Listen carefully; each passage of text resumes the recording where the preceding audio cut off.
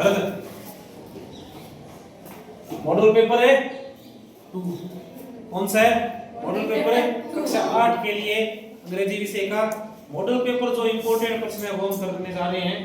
इसमें जो छोटे प्रश्न है 1-1 नंबर के 2-2 नंबर के वो हम शुरू करेंगे।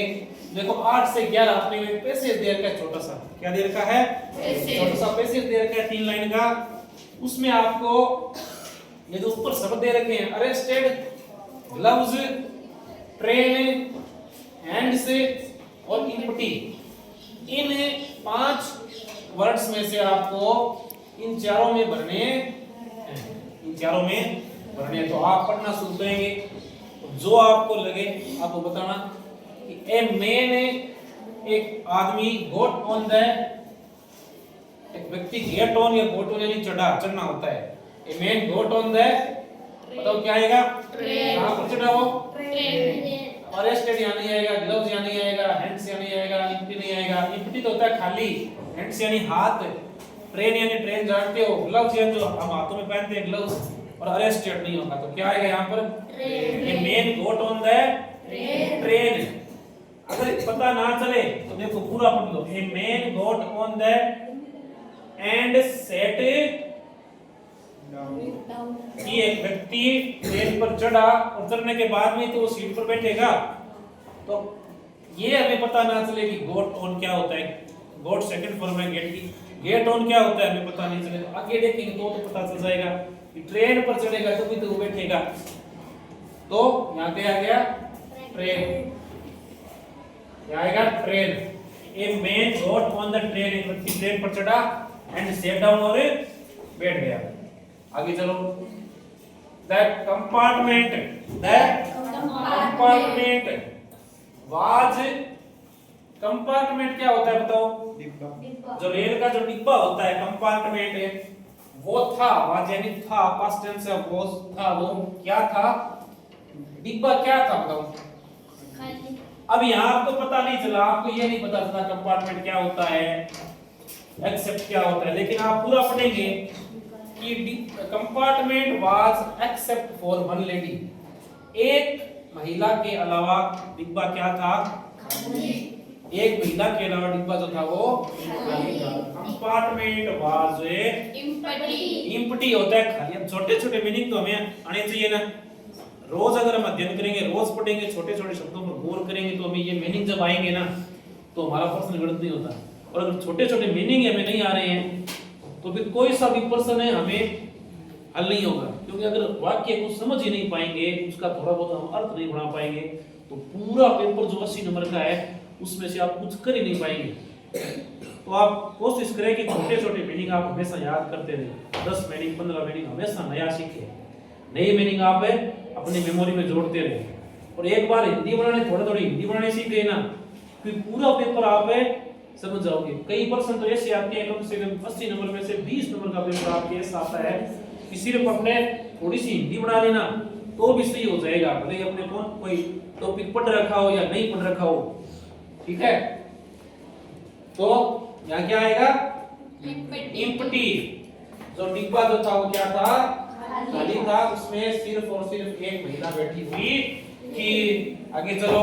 She took her of, she took her of a few hours later. देखो ये एक बार छोड़ दो, आगे चलो। A few hours later the police, the man, police क्या कर सकती है व्यक्ति को बताओ? अरेस्ट। ग्लव्स होगा क्या? पुलिस व्यक्ति को ग्लव्स पहनाती है क्या? पुलिस व्यक्ति को अरेस्ट करती है। हैंड्स नहीं आएगा, इम्पटी तो हो गया, आपने भर दिया, और ये ट्रेन भर दिया। तो अब पुलिस व्यक्ति को क्या करेगी? अरेस्ट। तो थोड़ा थोड़ा आपने हिंदी बनाई कि पुलिस, द मेन पुलिस क्या करेगी? अरेस्ट करेगी। तो हमने यहाँ पर अरेस्टेड भर दिया। अब देखो एक बच गया ना, आपने एक बच गया तो she took her of, she took her of. Took off एक फ्रेज जरूर है बेटा, टुक ऑफ यानी उतारना, उतारना। क्या उतारे उसमें अपने? हमेशा याद रखना टुक ऑफ यानी होता है उतारना। तो उसने क्या उतारे? हाथ उतारे, तो ग्लव्स उतारे ना, तो ग्लव्स। ये हो गया अपना पैसेज पूरा, और आपने सही करते ही आपको नंबर मिल गए 8। चार आपने वर्ड भरे और चारों के 2-2 नंबर का हो गया, तो कितने नंबर आप क्या हो गए? 8। हर बार एक ऐसा प्रश्न 8 नंबर का या 10 नंबर का आता ही है। तो ये प्रश्न आपका सही सिर्फ और सिर्फ तब होगा जब आपको ज्यादा से ज्यादा मीनिंग आएंगे और आप थोड़ा बहुत अर्थ बना पाओगे। थोड़ा बहुत ही अगर अर्थ बना लिया ना तो 10 में से 10 नंबर पक्के हैं। अब ये कोई किसी टॉपिक में से थोड़ी है, इसके लिए कौन सा टॉपिक बताऊं आपको, इसके लिए तो आपको मीनिंग आनी चाहिए। आगे चलो, 12वां प्रश्न है साउंड का। इसका है साउंड, डिफरेंट साउंड, अलग ध्वनि। जिस शब्द की आपको अलग ध्वनि लगे वो अपना आंसर है। तो दिनेश बताएगा क्या आएगा? सेल। सेल क्यों आएगा बता देगा क्या? ये क्या नाम है? वाल। वाल, वाल। उसके बाद में ये कॉल। कॉल। उसके बाद में ये बॉल। ये वाल नहीं बॉल है बेटा, बॉल दीवार होती है ना उसको बोलते हैं कॉल। Call ball. लेकिन ये क्या है? सेल है। सेल क्या है? सेल। तो बॉल कॉल बॉल उच्चारण करना है पूरा। अब स्पेलिंग सेम हो सकती है लेकिन ध्वनि अलग हो सकती है। जैसे हमने पीछे एक शब्द पढ़ा था ना, वो उसके चारों शब्द वो सेम थे लेकिन एक ही ध्वनि जो थी वो अलग थी। तो शब्द को पूरा पढ़ना है, बॉल कॉल बॉल और सेल। ये अपने आंसर हो गया बी। आगे चलो, 13वां देखना है, in middle of the war we were making peace. ये था, देखो ये वार नहीं वो है। ये हमने वो पढ़ा था ना कि कार CAR कार, BAR बार, JAR जार, लेकिन WAR क्या था? वार नहीं था, वॉर था। ऐसा भी प्रश्न आता है, चारों स्पेलिंग सेम हो लेकिन डिफरेंट साउंड में एक शब्द पकड़ना होता है। WAR वॉर होता है, वॉर। इसमें क्या आएगा? देखो ये तो आर्टिकल का प्रश्न है ना, इसका है आर्टिकल का कि इन मिडल ऑफ द वार, युद्ध के मध्य में, युद्ध के बीच में भी हमें मेकिंग पीस, युद्ध के मध्य में भी हमने शांति बनाए रखी। जब युद्ध चल रहा था तो भी हम शांत रहे, अपने आप को संभाले रखा। तो in a middle of, in an middle of, in the middle of क्या आएगा? तो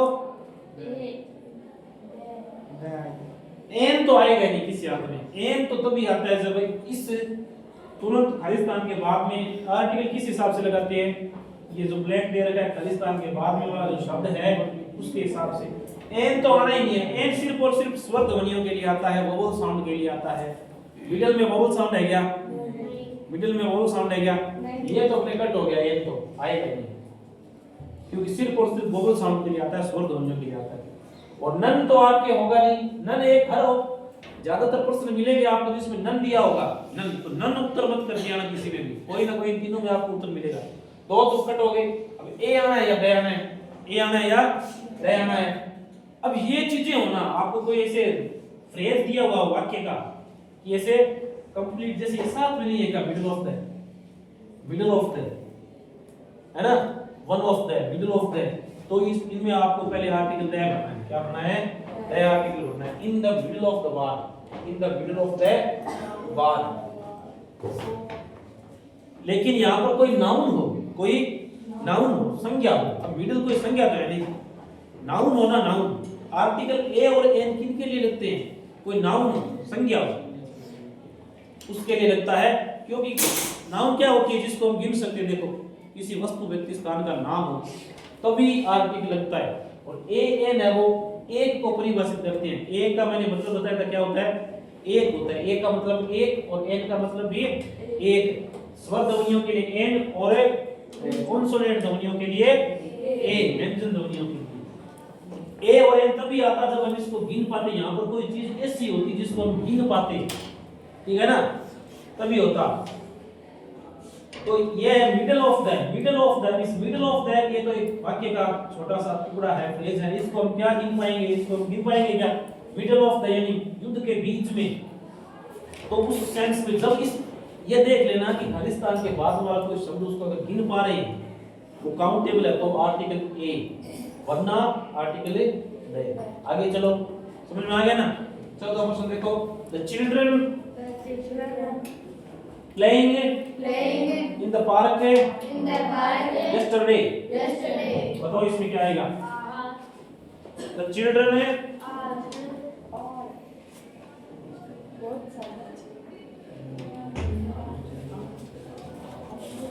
देखो, द चिल्ड्रन है playing in the park yesterday। वाक्य को पूरा पढ़ना है। यहाँ जो शब्द दिया हुआ होगा वो टेंस बताएगा। वो क्या बताएगा? टेंस बताएगा। चिल्ड्रन बच्चे, चाइल्ड यानी एक बच्चा, और चिल्ड्रन यानी चाइल्ड का प्लूरल फॉर्म क्या हो गया? चिल्ड्रन। तो बच्चे जो थे वो खेल, अब पूरा पढ़ेंगे तब समझ में आएगा कि खेल रहे हैं या खेल रहे थे। इन द पार्क, बच्चे पार्क में खेल रहे। यस्टरडे, यस्टरडे यानी क्या होता है? बीते हुए कल यानी पास्ट की बात है। बच्चे, अब बताओ क्या होगा? बच्चे खेल रहे हैं या खेल रहे थे? पास्ट की बात है, यस्टरडे तो बच्चे खेल रहे थे। तो बताओ आर आएगा या वर आएगा? वर आएगा ना, क्योंकि आर तो है प्रेजेंट टेंस में प्लूरल के लिए और वर है पास्ट टेंस में प्लूरल के लिए। अब बताओ इस क्यों नहीं आएगा? एक वचन सिंगुलर सब्जेक्ट है पहली बात तो, और दूसरी बात इज आता है सिर्फ और सिर्फ प्रेजेंट कंटीन्यूअस में। इसमें आता है प्रेजेंट कंटीन्यूअस में, जबकि अपने तो पास्ट कंटीन्यूअस है। यहाँ पर ये शब्द होता ना कोई नाउ, नाउ यानी अब, नाउ यानी अब होता तो अब का क्या होता? अब यानी प्रेजेंट टेंस है तो हम इजार में से लगाते हैं। लेकिन शब्द यस्टरडे यानी बीता हुआ कल, यहाँ पर आ जाए लास्ट संडे यानी पिछला रविवार तो वो भी पास्ट है। यहाँ पर आ जाए टुमारो तो क्या आएगा बताओ? टुमारो यानी आने वाला कल। किस टेंस में आएगा? फ्यूचर में क्या लगाएंगे? फ्यूचर में सेल या विल या सेल लगाएंगे। फ्यूचर के लिए सेल और विल लगाएंगे। तो ये चीजें ध्यान रखनी है। पूरे वाक्य को आराम से पढ़ना है, जल्दबाजी नहीं करनी है और इस शब्द को पकड़ना है कि ये शब्द आपको टेंस बता देगा कि आज है या कल है या आने वाला कल है। प्रेजेंट का हो तो इज आर, पास्ट का हो तो वाज वर, और फ्यूचर का हो तो सेल या विल। सिंगुलर सब्जेक्ट के लिए इज, प्लूरल के लिए वाज, आई और बी सब्जेक्ट के साथ सेल और बाकी अन्य सब्जेक्ट्स के साथ विल लगाना है। और आई के साथ हमेशा प्रेजेंट में एम लगाना है और पास्ट में वाज लगाना है। आपको बताइए ये सारी चीजें। आगे देखो 15 number question. Kamala go by bus nowadays. Has to, have to, had to या नन ऑफ दीज। एनओटी का मतलब है नन ऑफ दीज, इनमें से कोई नहीं। तो कोई ना कोई तो होगा। तीनों में बताओ क्या आएगा?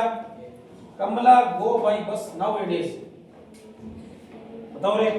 कमला गो बाय बस, कमला बस के द्वारा जाती है। नाउएडेज, नाउएडेज यानी नाउ यानी एडेज यानी अब के दिनों या इन दिनों कमला बस के द्वारा जाती है। तो बताओ हैज टू, हैव टू या हैड टू? बोलो अब मतलब हैं? हैज टू ना? हाँ, क्यों आएगा बताओ बेटा, मुझसे तुम बता क्यों आएगा हैज टू? हैव टू तो आ ही नहीं सकता। हैव टू कमला क्या है? सिंगुलर है या प्लूरल है? सिंगुलर के लिए हैज टू या हैव टू? हैज टू तो हैव टू तो प्लूरल के लिए आता है, और हैड टू किसके लिए आता है? बताया था हैड टू। अरे पास्ट में ये नाउएडेज क्या बता रहा है? प्रेजेंट बता रहा है या पास्ट बता रहा है? प्रेजेंट बता रहा है। तो इन दोनों में से आएगा। हैड टू तो पास्ट के लिए आता है। यहाँ पर कोई पास्ट का शब्द दिया होता जिससे हमें पता चलता कि टेंस कौन सा है? पास्ट है। तो पास्ट होता तो हैड टू आता ना, हैड टू आता। जबकि टेंस कौन सा है? प्रेजेंट है। तो प्रेजेंट के लिए या तो हैज टू आएगा या हैव टू आएगा। कमला देखो सिंगुलर है या प्लूरल? सिंगुलर है तो हैव टू आएगा, और अगर प्लूरल सब्जेक्ट होता तो हैव टू आता। अब समझ में आ गया ना कौन सा आएगा? Had to. आगे देखो प्रश्न। आगे आपको 16 में प्लूरल करना है। सरल से प्रश्न होते हैं बहुत, सबसे ज्यादा सरल यही प्रश्न होता है प्लूरल का। प्लूरल कर रहा है सेंचुरी शब्द का और मेन शब्द का। एक ये शब्द सेंचुरी है और एक ये मेन है। बताओ सेंचुरी का देखो ये देखो वाई है ना, वाई लास्ट में, वाई से पहले क्या है आर। कॉन्सोनेंट है या वोवल है? कॉन्सोनेंट है या वोवल है? कॉन्सोनेंट है ना। तो कॉन्सोनेंट जब हो तो वाई को हटा करके आई ई जोड़ना है। तो सेंचुरी वाई हटा दिया और आई ई। अब बताओ एम ए एन क्या है? एम एक आदमी की छोटा सा शब्द हो बीच में वोवल हो ना, उसका ए का ई कर दिया जाता है। जैसे मेन का क्या करेंगे? M E N men. M E N men यानी एक व्यक्ति और एम ई एन यानी बहुत सारे व्यक्ति, एक से ज्यादा व्यक्ति। आगे चलो, मेन का मेंस मत कर लेना, एम ई एन मेन का मेन होगा। जिस प्रकार टूथ होता है ना, tooth T double O T H, tooth का क्या होता है? टीथ होता है। बीच में जो डबल ओ है उनको डबल ई कर दिया जाता है।